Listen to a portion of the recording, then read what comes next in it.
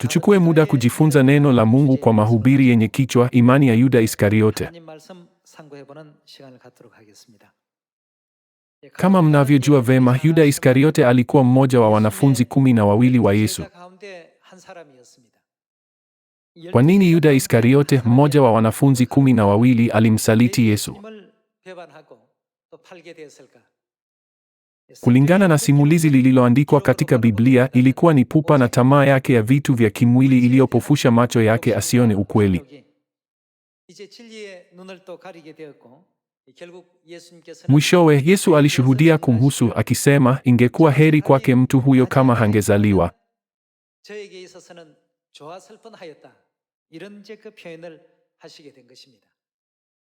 Si kwamba vitu vya kimwili vyenyewe havipaswi kuwepo maishani mwetu. Hata hivyo, kwa sababu ya vitu vya kimwili, matendo ya kipumbavu kama vile kuiacha imani yetu, kuacha ukweli na hata kumsaliti Mungu kamwe yasitokee Sayuni. Tuangalie pamoja Timotheo wa kwanza sura ya 6 mstari wa 7.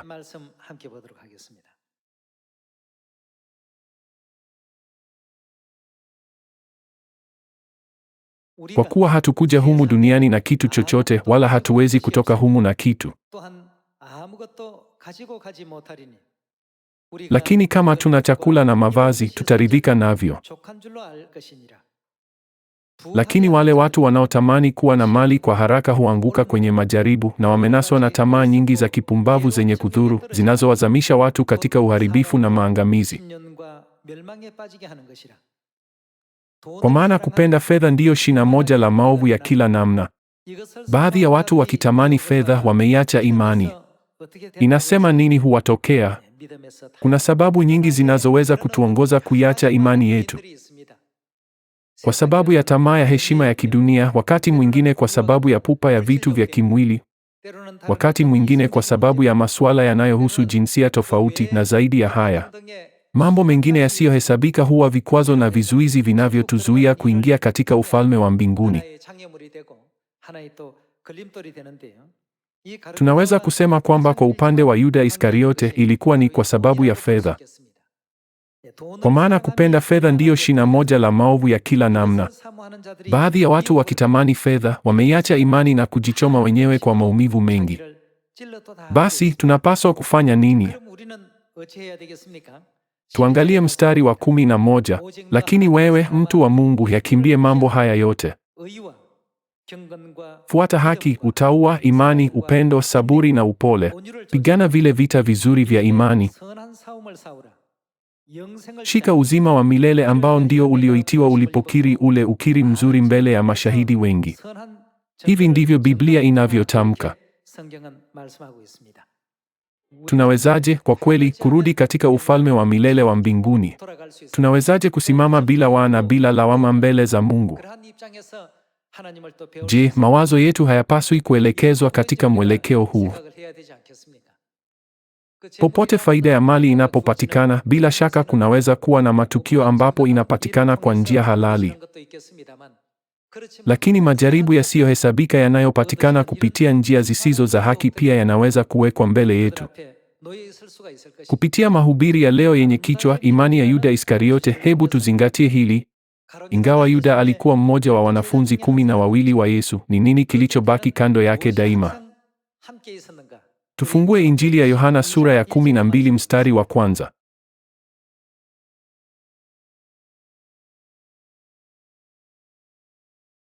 Siku 6 kabla ya Pasaka, Yesu alienda Bethania, makao ya Lazaro aliyekuwa amemfufua kutoka kwa wafu. Wakaandaa karamu kwa heshima ya Yesu. Martha akawahudumia wakati Lazaro alikuwa miongoni mwa waliokaa mezani pamoja na Yesu. Kisha Mariamu akachukua chupa ya painti moja yenye manukato ya nardo safi ya thamani kubwa, akayamimina miguuni mwa Yesu na kuifuta kwa nywele zake. Nyumba nzima ikajaa harufu nzuri ya manukato. Ndipo Yuda Iskariote mwana wa Simoni, mmoja wa wanafunzi wa Yesu, ambaye baadaye angemsaliti Yesu, akasema, kwa nini manukato haya hayakuuzwa kwa dinari 300 na fedha hizo wakapewa maskini? Yuda hakusema hivi kwa kuwa aliwajali maskini, bali kwa kuwa alikuwa mwizi. Kwa maneno mengine, aliiba pesa. Ndiye alikuwa akitunza mfuko wa fedha na akawa akiiba zile fedha. Alikuwa mwizi kiroho na kimwili ambaye alikuwa ameweka mikono yake juu ya sadaka takatifu za Mungu. Yesu akasema, mwacheni. Aliyanunua manukato hayo ili ayaweke kwa ajili ya siku ya maziko yangu. Yuda hakusema hivi kwa sababu ya kuwajali maskini kikweli, bali kwa sababu kama manukato hayo ya gharama yangeuzwa na dinari 300 zikawekwa kwenye mfuko wa fedha, ingempa fursa nyingi za kutumia fedha hizo vibaya.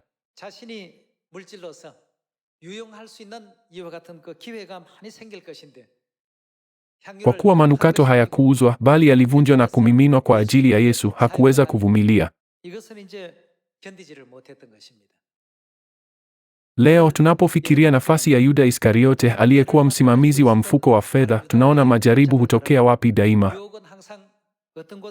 Daima hutokana na kile kilicho karibu.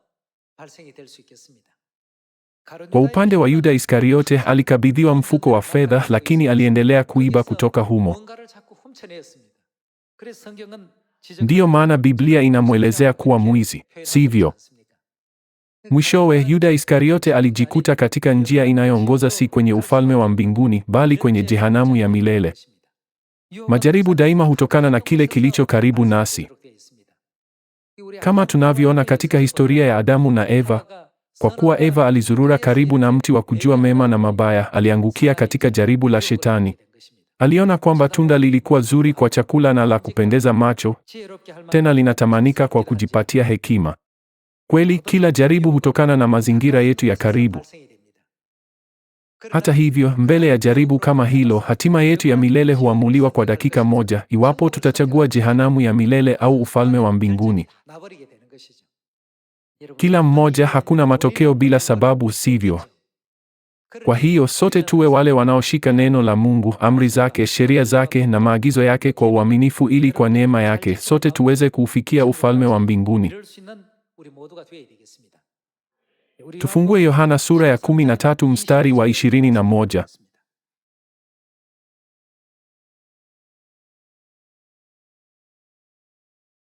Baada ya kusema haya, Yesu alifadhaika sana moyoni, akasema, amin, amin nawaambia, mmoja wenu atanisaliti. Wanafunzi wake wakatazamana bila kujua kuwa alikuwa anamsema nani. Mmoja wa wanafunzi wake ambaye Yesu alimpenda sana alikuwa ameegama kifuani mwa Yesu. Simoni Petro akampungia mkono yule mwanafunzi, akamwambia, muulize anamaanisha nani. Yule mwanafunzi akamwegemea Yesu, akamuuliza, Bwana, tuambie ni nani? Yesu akajibu, ni yule nitakayempa hiki kipande cha mkate baada ya kukichovya kwenye bakuli. Hivyo baada ya kukichovya kile kipande cha mkate, akampa Yuda Iskariote mwana wa Simoni. Mara tu baada ya kukipokea kile kipande cha mkate, Shetani akamwingia. Yesu akamwambia Yuda, lile unalotaka kulitenda, litende haraka. Hakuna hata mmoja wa wale waliokuwa wameketi naye mezani alielewa kwa nini Yesu alimwambia hivyo. Vivyo hivyo, mtu anapotamani daima sadaka takatifu za Mungu na kuweka mkono mwovu ndani yake, matokeo ya mwisho ni kwamba Shetani huingia moyoni mwake. Kupitia somo la Yuda Iskariote, ni lazima tutafakari juu ya ukumbusho wa daima kwamba tunapaswa kuwa watu wanaoshikilia kwa neema tumaini letu la ufalme wa Mungu kupitia haki, utauwa na kweli.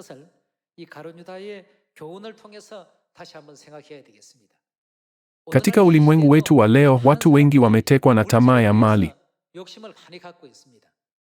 Watu wengi huamini kwamba fedha ndio ufunguo mkuu unaoweza kutatua kila tatizo ulimwenguni.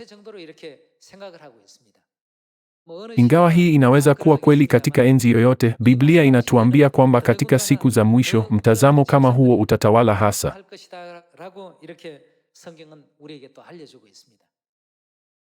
Wakati kama huo, ni lazima tutafute utakatifu na utauwa mkuu zaidi mbele za Mungu, tukiuliza kila siku, mapenzi ya Mungu ni nini? Tusifanye upumbavu wa kupofushwa na mambo madogo ya dunia hii na kuupoteza ufalme wa milele wa mbinguni.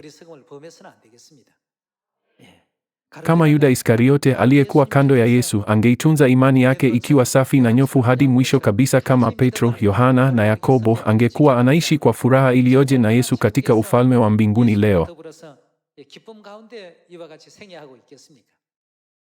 Hata hivyo, tabia yake potovu ya kuweka mikono yake juu ya sadaka takatifu ilimpelekea bila kuepukika kwenye njia mbovu ya kumuuza Yesu kwa vipande 30 vya fedha na kuchagua jehanamu ya milele. Kila mtu, Mungu anasema, kile apandacho mtu ndicho atakachovuna. Mwishowe, je, hili halikuwa tunda la maisha ya kila siku ambapo mawazo yake, imani yake na roho yake havikustahili kwa ufalme wa Mungu? Je, Biblia inasema ni roho gani iliyoingia ndani yake? Injili ya Yohana sura ya 13 inatuambia Shetani akamwingia.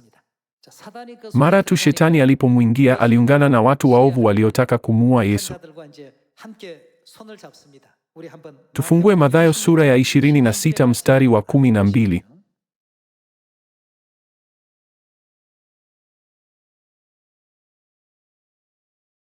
Alipomiminia haya manukato kwenye mwili wangu, amefanya hivyo ili kuniandaa kwa ajili ya maziko yangu. Amin, nawaambia, mahali popote ulimwenguni ambapo hii Injili itahubiriwa, jambo hili alilolitenda huyu mwanamke litatajwa pia kwa ukumbusho wake. Kisha mmoja wa wale wanafunzi 12 aitwaye Yuda Iskariote alienda kwa viongozi wa makuhani na kuuliza, mtanipa nini nikimtia Yesu mikononi mwenu? Wakamlipa vipande 30 vya fedha. Tangu wakati huo Yuda akawa anatafuta wakati uliofaa wa kumsaliti Yesu. Kwa njia hii, Yuda Iskariote aliungana na wale ambao siku zote walikuwa wamezuia na kukashifu Injili aliyoihubiri Yesu ili kumsulubisha.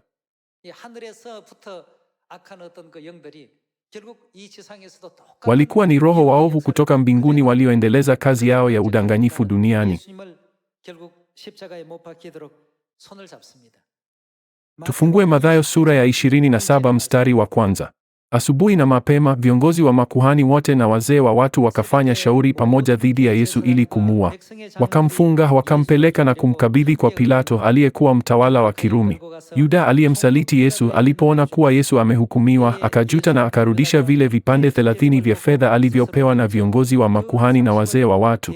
Akasema, nimetenda dhambi, kwa maana nimeisaliti damu isiyo na hatia. Wakamjibu, hilo latuhusu nini sisi? Ni shauri yako. Basi Yuda akavitupa vile vipande vya fedha ndani ya hekalu akaondoka. Inasema alifanya nini? Akaenda kujinyonga.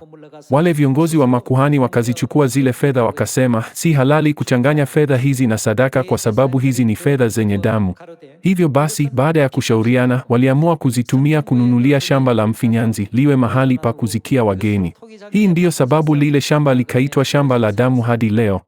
Kuna mambo mengi yanayoweza kutusababisha tuondoke mbali na imani yetu.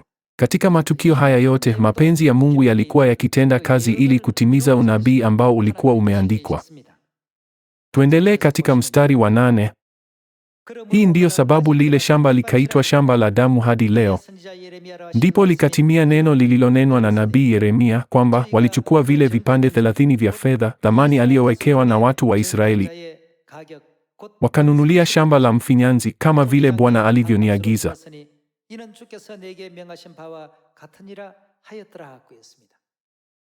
Kila tendo linalofanywa hapa duniani litafungwa vivyo hivyo katika ufalme wa mbinguni. Fikiria kuhusu kile ambacho Maria alikifanya hapa duniani. Kwa viwango vya leo, yalikuwa manukato yenye thamani sana kiasi kwamba ingemlazimu mtu kutoa mshahara wa miaka kadhaa mara moja ili ayanunue. Hata hivyo, kwa ajili ya Yesu hakuyasaza. Yuda Iskariote alipoona haya, alighadhibika sana na kusema, kwa nini upotevu huu? Tunapotafakari kuhusu simulizi hili, je, Maria alifanya hivyo kwa sababu hakuona yale manukato kuwa ya thamani? Au ni kwa sababu alimwona yeye kuwa wa thamani zaidi? Kwa kuwa Yesu alikuwa wa thamani zaidi kwake, alitambua hili na akalitendea kazi. Hata hivyo, Yuda Iskariote katika upumbavu wake alidhamini zaidi yale manukato kuliko Yesu. Matokeo yake, moyo wake huu mwovu ukakuwa na kushamiri hadi Shetani akamwingia. Yuda alimsaliti Yesu ili asulubiwe, lakini nini kilimtokea? Alikabiliwa na mwisho wenye kuhuzunisha, akijinyonga bila hata kutumia vile vipande 30 vya fedha alivyokuwa amepokea.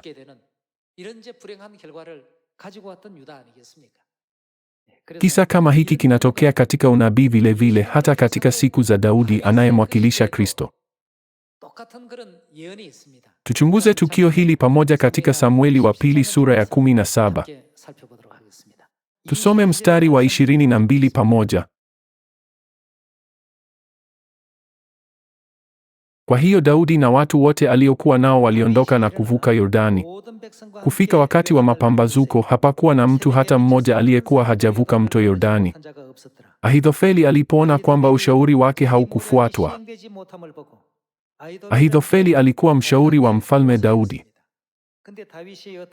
Hata hivyo, Daudi alipokuwa katika dhiki kubwa, Ahithofeli alimsaliti na akasimama upande wa adui zake akiwapa ushauri.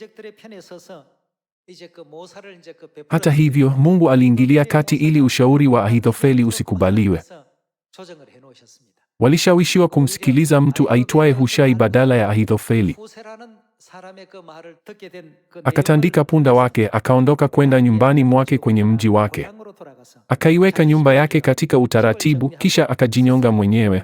Hivyo akafa na akazikwa katika kaburi la baba yake. Ahithofeli alikuwa karibu na Daudi kama vile Yuda Iskariote alivyokuwa karibu na Yesu. Ahithofeli alisimama upande wa adui wa Daudi na akapanga njama dhidi yake, lakini ushauri wake ulipokataliwa, alirudi katika mji wa nyumbani kwake na kujinyonga.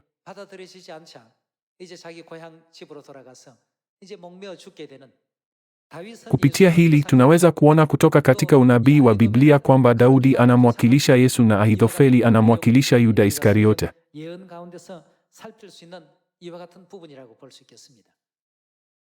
Daudi na Yesu, Ahithofeli na Yuda Iskariote. Hapa tunaweza kuthibitisha kwa mara nyingine tena kwamba unabii wote wa Agano la Kale umetimizwa katika Agano Jipya. Basi mambo yote yanayotokea duniani hapa yanakuwaje? Yote yanatimizwa mbinguni pia. Kwa kuwa mambo yote yanatimizwa ipasavyo, ni lazima tutubu upesi na kuyaacha maneno au matendo yoyote katika maisha yetu ya imani yanayokosa kumtukuza Mungu ili tuweze kuishi kulingana na mapenzi yake yanayopendeza.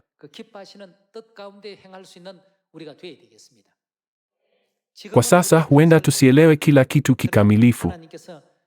Hata hivyo, katika siku ya mwisho Mungu atakapowahukumu watu wote kulingana na matendo yao, ataweka kila kitu katika mpangilio wake ufaao. Kwa hiyo sisi watoto wa Sayuni hatupaswi kamwe kupoteza mioyo yetu yenye shukrani na lazima tumfuate kwa uaminifu hadi mwisho kabisa, haijalishi anatuongoza wapi, sivyo? Tafadhali angalia kwa makini jinsi watu walivyomtumikia Mungu alipokuja duniani katika mwili. Jinsi yule akida alivyomtendea, jinsi Zakayo alivyompokea na kwa moyo gani Maria alimtumikia.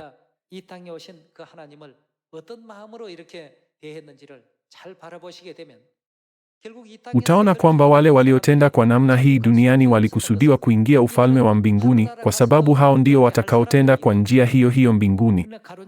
Kinyume chake, watu kama Yuda Iskariote wangetenda kwa njia hiyo hiyo hata wakiwa mbinguni. Ndiyo maana Mungu tayari anayatazama matendo yao yote hapa duniani. Ni kanuni sawa na Mungu alipowachunguza na kuwaandaa Waisraeli mapema wakati wa miaka yao 40 jangwani kwa ajili ya mambo ambayo wangepaswa kufanya mara tu watakapoingia nchi ya Kanaani. Kwa hiyo, kuanzia siku hii na kuendelea, kwa moyo mpya na roho mpya, sote na tuazimie kutembea katika Roho Mtakatifu na kuishi kulingana na mapenzi ya Roho Mtakatifu. Sasa, ingawa tunajua vizuri kwamba Daudi anamwakilisha Yesu, hebu tufungue pia Yeremia sura ya 30 mstari wa 9.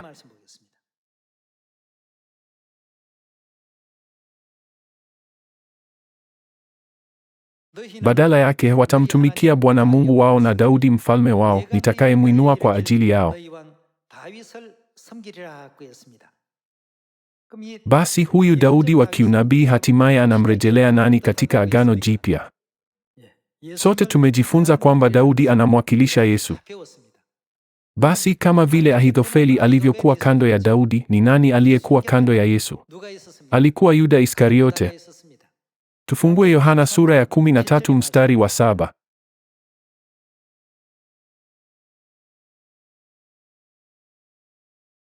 Yesu akamjibu, hivi sasa hutambui lile ninalofanya?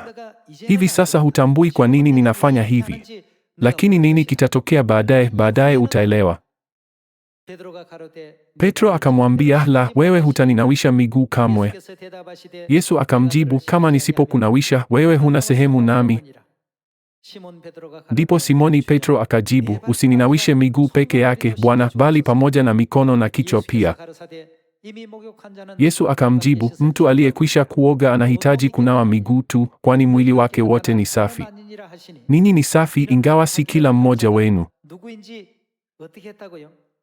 Kwa kuwa yeye alijua ni nani ambaye angemsaliti. Hivyo alisema nini? Yeye ni mwizi na Shetani. Yesu alijua tayari ni nani angemsaliti. Ndiyo sababu akasema si kila mmoja aliyekuwa safi. Pia tuangalie Yohana sura ya 17 mstari wa 12. Nilipokuwa pamoja nao niliwalinda, wakawa salama kwa lile jina ulilonipa. Hakuna hata mmoja aliyepotea isipokuwa yule aliyekusudiwa upotevu, ili maandiko yapate kutimia.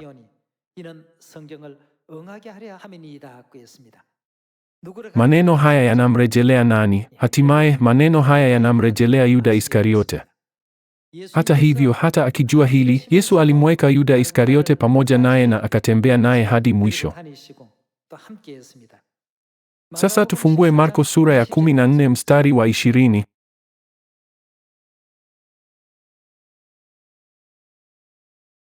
Akawajibu, ni mmoja miongoni mwenu ninyi 12, yule anayechovya mkate kwenye bakuli pamoja nami. Mwana wa Adamu anaenda zake kama vile alivyoandikiwa. Lakini ole wake mtu yule amsalitie mwana wa Adamu. Ingekuwa heri kwake nini? Ingekuwa heri kwake mtu huyo kama hangezaliwa. Hivi ndivyo Yesu alivyomtazama Yuda Iskariote. Zaidi ya kitu kingine chochote, alikuwa na udhaifu kwa vitu vya kimwili. Mtazamo huu uliotanguliza fedha badala ya Mungu, hatimaye ulimfanya awe ndiye aliyemuuza Yesu kwa vipande 30 vya fedha.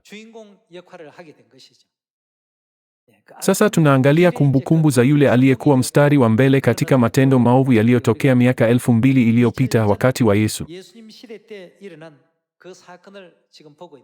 Kama ingekuwa ni uamuzi wenu, ni watu wa aina gani mngewaruhusu kuingia katika ufalme wa mbinguni na ni nani mngewazuia wasiingie? Ungefanya nini kama jambazi katili angebisha mlangoni pako akidai, fungua na ingia? Ungefanya nini ikiwa mwizi au mtu mwasherati angefanya hivyo?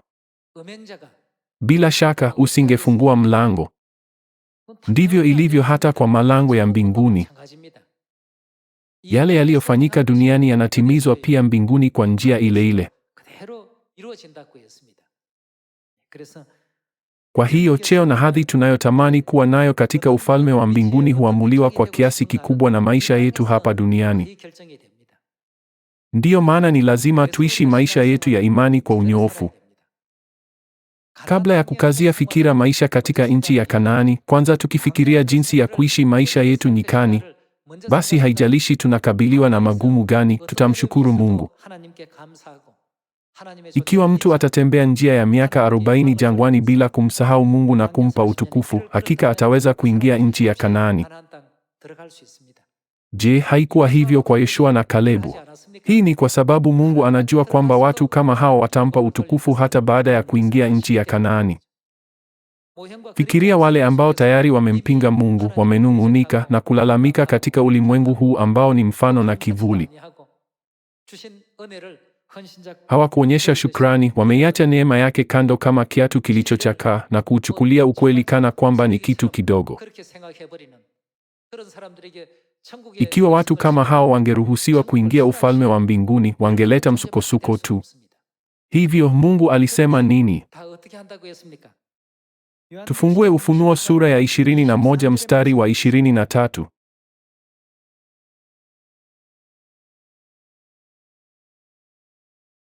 Ule mji hauhitaji jua wala mwezi kuangazia, kwa sababu utukufu wa Mungu ndiyo nuru yake na mwana-kondoo ndiye taa yake. Mataifa yatatembea yakiangaziwa na nuru yake, na wafalme wa duniani wataleta fahari yao ndani yake. Malango yake hayatafungwa kamwe, kwa maana hakutakuwa na usiku humo.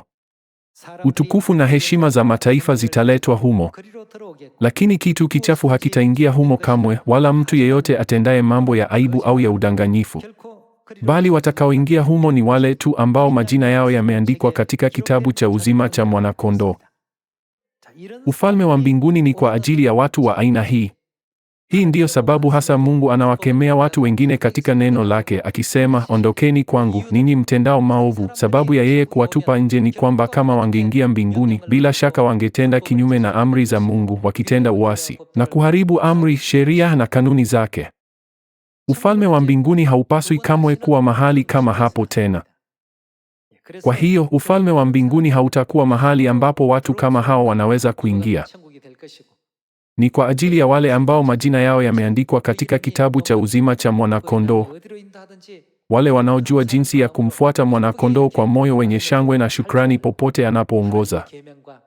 Wale wanaozitunza kwa neema amri za Mungu na imani yao katika Mungu, na wale wanaobaki naye hadi mwisho kabisa. Hii ni kwa sababu tabia walioijenga katika dunia hii itaendelea nao mbinguni. Ndiyo maana Biblia imeandika mafundisho haya, tuishi maisha yetu ya imani kwa usahihi. Tunaposafiri kuelekea ufalme wa mbinguni, tuwe na kiasi na kujizuia.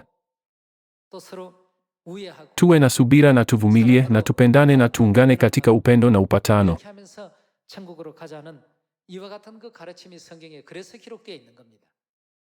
Biblia inasema kwamba wale wanaoweza kuingia ufalme wa mbinguni sio wasumbufu, bali wapatanishi.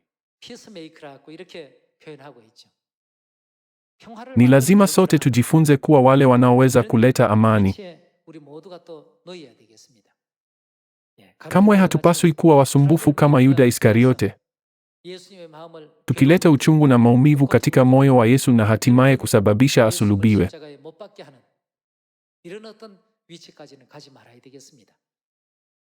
Je, hatuoni simulizi kama hilo katika Agano la Kale, katika hadithi ya Akani? Tukio hili lilitukia mara tu baada ya kutekwa kwa Yeriko, mji wa kwanza kabisa walipoingia katika nchi ya Kanaani. Labda hakuna mtu aliye huru kabisa kutokana na tamaa ya vitu vya kimwili au utajiri. Hata hivyo, tatizo kama lile la Yuda Iskariote hutokea wakati tamaa hiyo inapozidi thamani ya mbinguni mioyoni mwetu.